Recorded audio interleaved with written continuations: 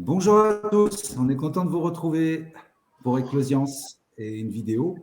Alors, avant de démarrer, je voulais vous montrer, on remplit chez Eclosiance des cahiers et des cahiers et des cahiers et des cahiers de réflexion entre nous sur plein de sujets pour améliorer au mieux les accompagnements que l'on fait.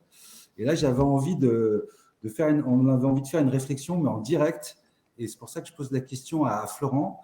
D'après toi, Florent, quels sont les dangers là, les plus importants qu'on a en ce moment entre le wokisme, l'extrême droite et l'extrême gauche, tout ce qui est complotisme, les véganes, les ultra-véganes? C'est quoi les plus grands dangers? Ah, mais quelle magnifique question, David. Et ben en fait, le plus grand danger, je crois que c'est justement d'enfermer l'interlocuteur dans une réponse un petit peu binaire quelque part. Si je réponds à ta question en stigmatisant une catégorie plutôt qu'une autre, eh bien, je m'enferme et je t'enferme en fait dans une catégorie et ça va finalement bloquer tout consensus possible. Donc, je pense que c'est ça le réel danger. Et on le voit beaucoup en ce moment dans les histoires de guerre Ukraine, dans les histoires de Covid, où finalement on n'a vu que des débats où les gens déjà ne s'écoutent pas et s'enferment directement dans une catégorie. Donc, ça bloque tout échange possible et toute possibilité éventuelle de consensus. Et je pense que justement le consensus qui soit dans une famille, avec ses amis, dans la société, il pourra être obtenu que si on est intégratif, en fait. Donc, c'est-à-dire de vraiment s'ouvrir à la pensée de l'autre, à y trouver des divergences forcément, mais aussi peut-être des choses intéressantes et de pouvoir commencer à intégrer une vraie réflexion. Et on voit qu'actuellement, dès qu'on a une pensée un petit peu qui sort des sentiers battus, un peu divergente, on est tout de suite stigmatisé. Donc, c'est vraiment bloquant, je trouve. Donc, pour moi, le danger, il est là. C'est d'être catégorisé de façon idéologique, en fait. D'être dans une case, quoi, quelque chose qui est Ouais, quelque restrictif. part, je pense qu'il y a des choses intéressantes chez un complotiste. Il va y avoir des choses intéressantes chez quelqu'un. Je sais pas si on pousse un petit peu, quelqu'un qui va avoir une pensée dite d'extrême droite, il va peut-être y avoir en fait à entendre que pour lui, c'est important les limites. C'est important de se sentir sécurisé et on va peut-être pouvoir justement à aller tirer quelque chose de ça, de dire tiens, oui, en fait, quand on a des limites rassurantes, ça permet de se sécuriser. Donc, on peut trouver en fait dans chaque vision d'un humain des choses intéressantes. Et après, la difficulté, c'est d'arriver à faire le consensus. Et pour le moment, on voit bien qu'on en est incapable.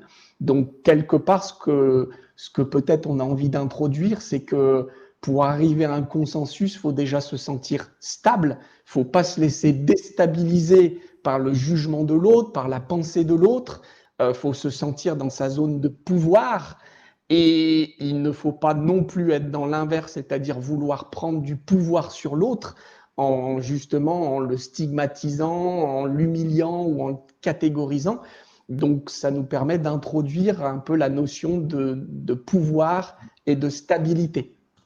Et d'ouverture. Et pour toi, Coralie, quelle résonance ça a, ce qu'on vient d'échanger? Mm. Moi, ça parle autour de la stabilité, justement. Comment trouver en soi cette stabilité pour éviter d'essayer de contrôler les autres, en fait. J'ai vraiment vécu dans mon processus intérieur et j'ai cheminé d'ailleurs ce week-end autour de processus pour être à l'écoute de ce qui en moi se sentait insécure. Et effectivement, quand on écoute ça, je me suis rendu compte que notamment la dynamique de vouloir contrôler la vie, de contrôler les autres, était comme une contre-dynamique pour essayer de trouver ma propre sécurité intérieure. Et donc pour moi, il y a vraiment quelque chose autour de ça, de où est-ce que je peux trouver ma stabilité intérieure. Pour moi, il y a deux axes. Le premier axe, c'est la relation au corps. J'ai, semaine dernière, fait une séance avec une cliente qui était dans des grosses crises d'angoisse. Et en fait, on a passé quasiment toute la séance d'1 heure dans une écoute intérieure, mais en s'automassant. Moi, je suis une fan des automassages parce que pour moi, le corps est notre base, notre ancrage, notre divinité, le temple de notre âme. Et c'est par là que déjà, on est souvent dans un processus en ce moment d'incarnation un peu plus, et donc ça nous permet de nous stabiliser dans quelque chose de concret. On n'est pas dans des choses volatiles, on est vraiment dans les sensations. Et du coup, le fait de faire cette séance d'automassage tout en échangeant sur les ressentis, etc., permet vraiment de ramener cette personne dans son ancrage, dans ses bases, et de revenir avec elle-même, et du coup de pouvoir avoir plus d'outils après pour être avec quand si éventuellement une angoisse émerge. Et pour moi, déjà, du coup, cette notion de revenir au corps, ça demande une certaine discipline. Et pas discipline dans le sens rigidité, mais dans le sens discipline de soi. Comment est-ce que je peux être disciple de moi-même en prenant soin de moi et de mon corps physique en conscience? Donc ça, c'est le premier axe pour moi. Et puis, où trouver ma stabilité? L'autre axe, c'est de se désidentifier à ses rôles. C'est-à-dire qu'on est identifié, je suis une femme, je suis accompagnante, je suis mère de famille, je suis. Et du coup, effectivement, on se met en opposition par rapport aux autres qui sont les hommes, qui sont autre chose, etc. Et quand on est identifié à ça, on est plus fragile, en fait, puisqu'on n'englobe pas, comme m'a expliqué Florent, l'autre dans son expérience. On est moi, je suis là, et puis toi, tu es différent. Et du coup, ça génère une instabilité, une différence, alors qu'en conscience, on est tous en lien, on est tous des êtres humains qui se renvoyons des facettes les uns des autres.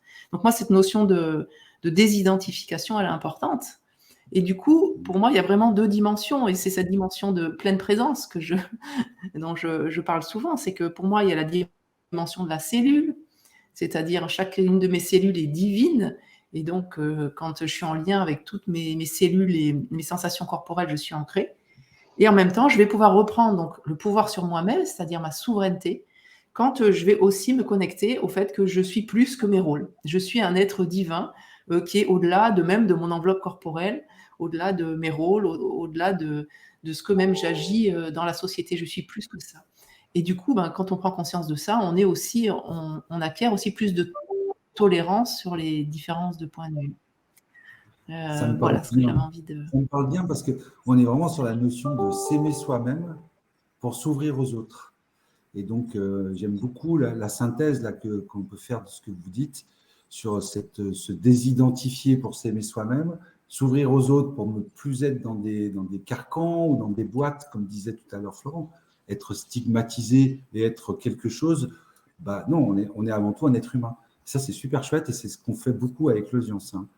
Et toi, Florent, tu veux rajouter quelque chose pour conclure cette petite réflexion? Déjà, peut-être sur la désidentification, peut-être donner quelques exemples. C'est en fait, on est tous identifiés, ça peut être à notre marque de voiture, ça peut être au système de chauffage qu'on a, nos idées politiques, à notre travail, effectivement, à nos choix monétaires. Et si jamais on n'est pas dans sa zone de pouvoir et de stabilité, la vie de l'autre va nous déstabiliser et on va vouloir défendre en fait notre identité quelque part. On va vouloir défendre notre marque de voiture, dire que c'est la meilleure, qu'elle marche mieux, défendre notre idée politique, et on va commencer à vouloir discréditer l'autre. Et l'autre, en fait, prenez le temps de regarder, vous verrez qu'on le fait avec nos enfants, dans notre famille, avec notre conjoint, avec nos amis, à la machine à café au bureau. En fait, ça va tout le temps être quelque part de vouloir avoir raison. En fait, le piège, je crois que si on simplifie, c'est de vouloir avoir raison. Et vouloir avoir raison, c'est un terrible piège parce que ça nous coupe de l'autre, ça nous coupe de nous-mêmes, en fait, de pouvoir s'ouvrir au champ des possibles. Et si je devais peut-être donner quelques clés aux gens, comment on retrouve sa stabilité et sa zone de pouvoir, c'est par une partie du yang ou par une partie du masculin qui est, si j'en juge à tous les gens que je vois et que j'accompagne, très abîmés dans notre société. Donc moi j'appelle ça la structure, ça va être notre légitimité. Donc quand on se sent légitime, confiant en soi, quand on s'estime, quand on sait légitimer nos besoins et nos limites, déjà on va être plus stable, ça va de pair et on aura moins tendance à vouloir avoir raison et et à vouloir discréditer l'autre, pourvu qu'on sache se légitimer. Ensuite, ça va être de savoir se sécuriser. Donc, si on se sent sécurisé par son estime, par la qualité des limites qu'on pose, du respect de ses limites et d'honorer ses besoins, bah, ça devient synergique en fait. Notre sécurité, bah, on va se sentir en sécurité d'être soi, de vivre ses émotions, de montrer ses émotions, ses vulnérabilités. Vu qu'on se sent en sécurité, on s'estime. Vu qu'on s'estime, on se sent plus en sécurité. Ça nourrit en fait, ça devient un cercle vertueux. Et puis, bah, c'est également de savoir faire des choix en fait. Mais pour savoir faire des choix, pareil, il faut savoir se légitimer, il faut se sentir en sécurité de les faire. Donc, c'est vraiment toute cette zone du yang qui demande à être renforcée, densifiée constamment pour pouvoir se sentir stable, sécure et pour justement être dans sa zone de pouvoir à soi, avoir du pouvoir dans sa vie et pas vouloir du pouvoir sur les autres ou pas avoir peur de son pouvoir. Ça, c'est aussi un grand classique. La plupart des gens ont peur de leur pouvoir parce qu'ils ont peur d'être jugés, ils ont peur d'être stigmatisés, donc ils fuient leur zone de pouvoir par peur du regard des autres, finalement. On en revient au sujet de la fuite qu'on a vu la dernière fois. Alors nous, on va continuer à réfléchir sur ces sujets. En tout cas, si ça vous a touché, si vous avez envie d'enclencher ce mouvement pour ouvrir un espace justement de partage et grandir, avoir une vie plus grande, vous pouvez nous retrouver chez Eclosiance, donc www.eclosiance.com, voilà, et relayer, liker la vidéo. On a pris un grand plaisir à initier ça. Et tu disais, Florent, sur les réseaux sociaux, ils peuvent nous suivre sur TikTok aussi. Aussi. Et sur Eclosiance, sur le site, vous pouvez aussi vous inscrire pour avoir un échange gratuit avec nous, pour enclencher ces mouvements et réfléchir, voir comment on peut vous accompagner au mieux. Voilà, content de vous avoir passé un moment avec vous. À très bientôt. Salut Coralie. À très bientôt. Salut Florent. Stabilisez-vous bien.